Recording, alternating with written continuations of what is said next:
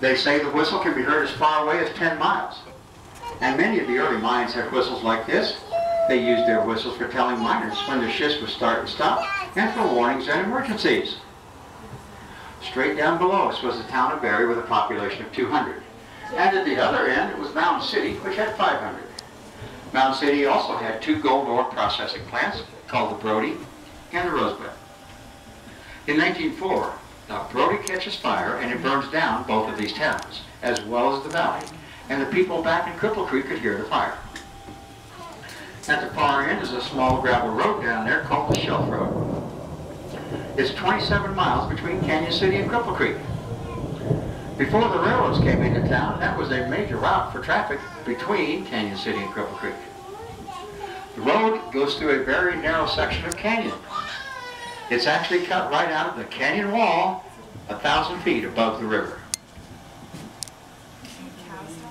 Straight out, we have a large pile of waste rock over there in a steel frame, and that is the El Paso mine, and that mine was the last of the great gold finds in the area.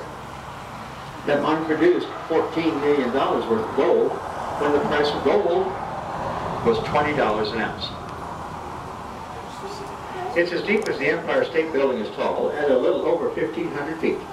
And there's 33 miles of tunnels in the mine. It operated until 1976. In that year, there was a fire in the hoist house. The mine was closed.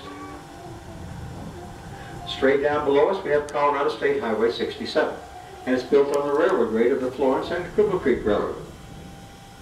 That was a 3-foot wide narrow gauge train that started in Florence, Colorado. And then it came north through Phantom Canyon, downtown Victor, Anaconda, and then into Cripple Creek. It was the first of 3 railroads to come into town, and they were making so much money in the early years, they paid for all of their construction costs in the first year of operations. The first train arrived in Cripple Creek on July 1st, 1894. But then on July 21st, 1912, there was a massive cloudburst in Phantom Canyon that resulted in a wall of